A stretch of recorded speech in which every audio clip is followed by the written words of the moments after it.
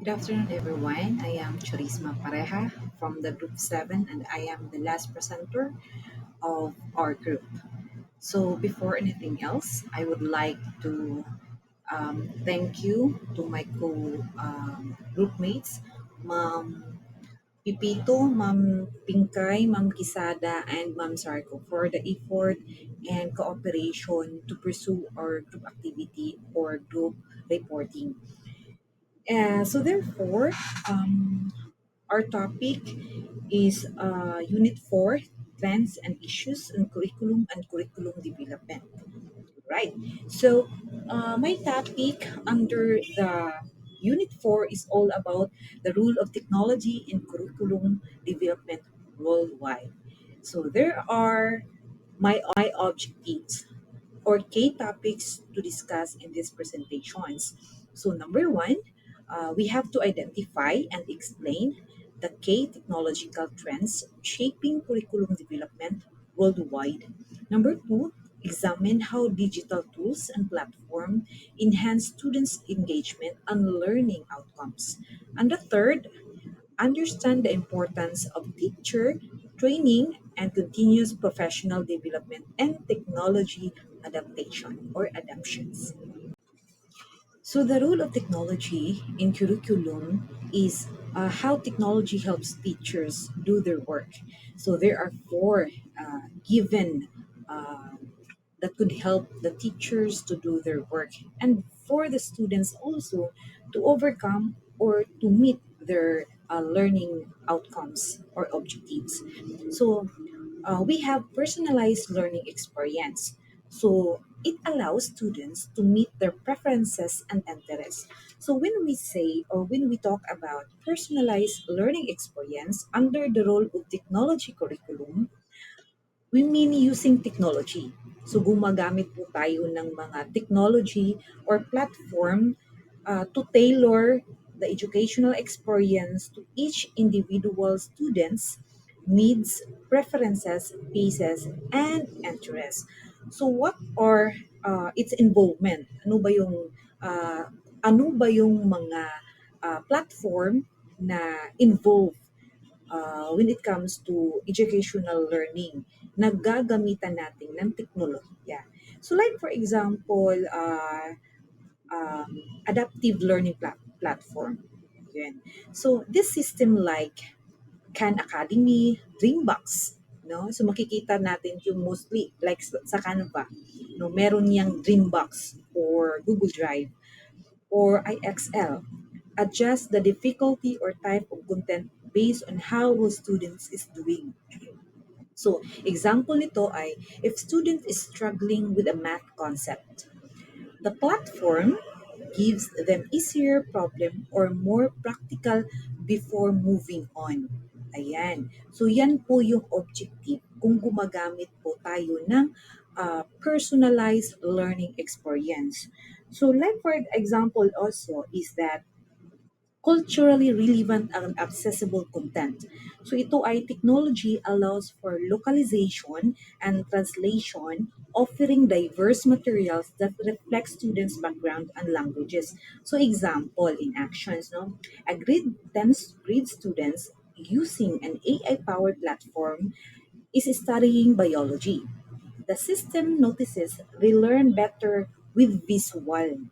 So it shows interactive diagram and videos. It also identifies they're struggling with genetic and assign extra practice while letting them skip ahead topic they mastered. So instead of ipapabasa mo lang yung lesson mo, much better nga gumamit ka ng mga visualized platform na para mas ma-enhance pa yun or ma-cultivate pa yung isipan ng ating mga estudyante. Yun po ang personalized learning experience. So number two naman is integration of multimedia and interactive content. So it helps teachers connect more with students. So when we talk about integration of multimedia interactive content and the context of technology rule in curriculum development, we're referring to using varied digital media formats and interactive tools to make learning more engaging, effective, and dynamic.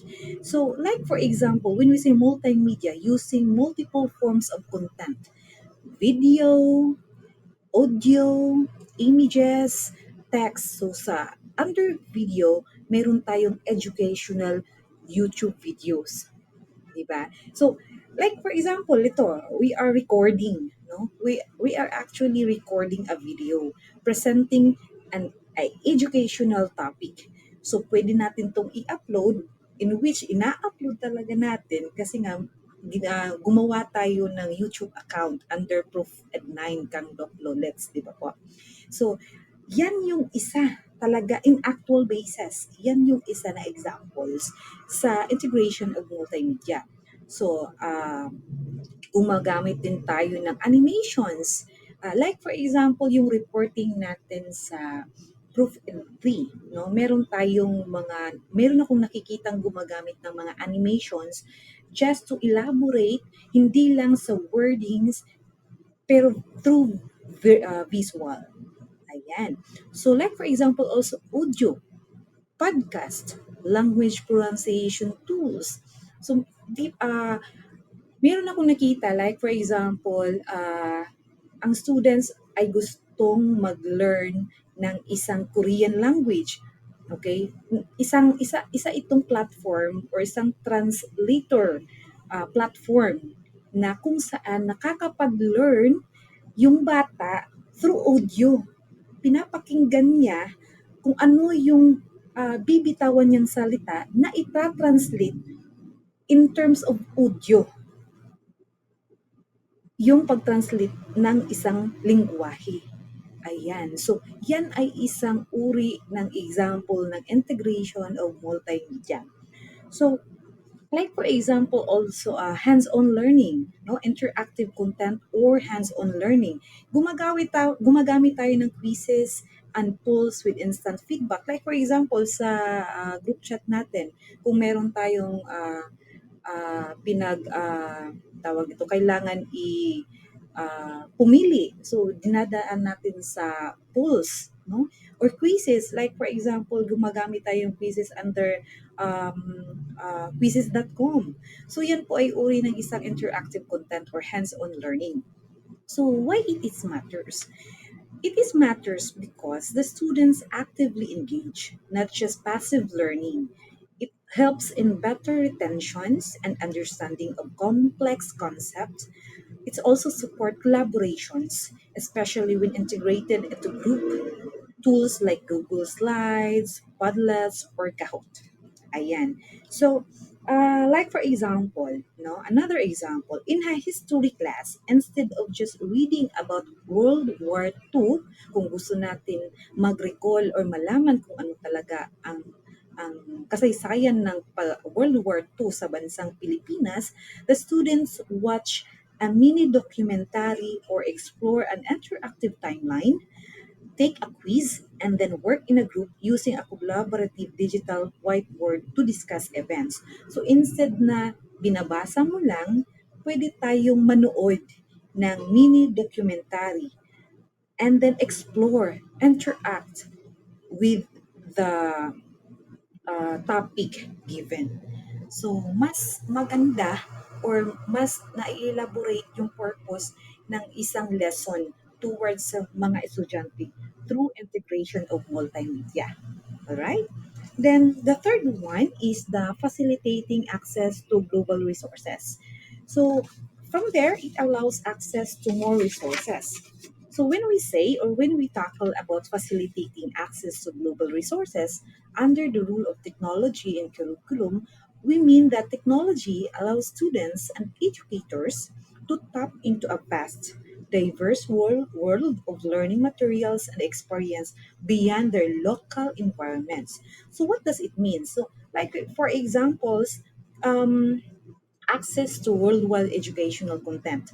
Students and teachers can use online platform like Coursera, Khan Academy, or the very famous YouTube and UNESCO digital libraries to access high quality lessons, lectures, and materials created across the globe. So from here, kung gusto natin talagang i-facilitate through global resources, may mga tawag social media platforms like YouTube, Google na pwede tayong mag-research, no?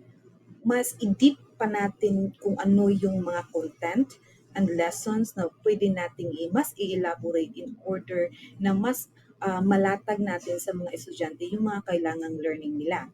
May mga basis kumbaga. So the second is open educational resources or OER. uh, Free, openly licensed materials like textbooks, courses, quizzes. O yun, yung ginagamit natin ngayon kung paano tayo mag-quiz online. Available online, often multiple language. Okay. So, like for example, global collaborations. Student can connect with peers and experts worldwide through virtual exchange programs, discussions, board, or collaborative project. Collaborative tools, like for example, Zoom. We are very familiar with the Zoom and also the Google Meet. In fact, we are using now and then the Google Meet and the Microsoft Team and the Flipgrid, which is the very famous na ginagawa natin or kinoconnect natin just to facilitate our learning is the Zoom and the Google Meet and where sometimes nakagamit din ako ng Microsoft Team, okay? Yan yung mga collaborative tools just to connect with the or the resources to connect into educational learning. So, why this matters? No? Ano bang kahalagahan nito? Itong mga bagay just to facilitate to access globally. No? Kahit nasa ibang bansa ka, pwede kang makipag-communicate o pwede kang mag-teach. Di ba? Meron tayong mga teachers online na yan yung ginagawa nila now and then. No? Na nagiging convenient din sa time po nila. Like us, nagiging convenient yung place po natin, but we are also learning from our instructors and professors. Okay, why this matters? It breaks down barriers of location and access. Okay, it promotes equity in education, it enhances digital literacy and global awareness, and encourages lifelong learning and curiosity. Ayan, yan yung mga important matters why we have to engage and facilitate to access global resources. And the last one is that teachers are able to find additional and updated learning resources that can help them with their work. So it matters or it engaged to collaborative tools to help teachers and students to more advanced learning.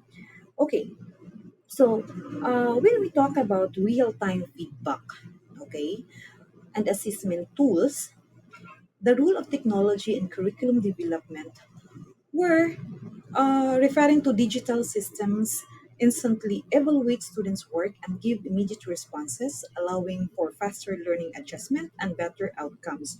So, like for example, ito na. So, real-time feedback, okay? Ito yung mga Google Form. Yan, the very famous. Yun din yung ginagawa natin ngayon in terms of evaluating, no? Or gumagawa tayo ng assessment sa mga topics natin or discussions. So, yung assessment na ginagawa natin through evaluations then is through Google Form or quizzes.com and Kahoot, no? So actually, hindi pa ako nakagagamit ng Kahoot, but uh, yung Google Form, quizzes, e-quizzes, um, yun yung mga pangunahing mga online real-time feedback po ng mga or assessment tools na ginagamit natin now and then.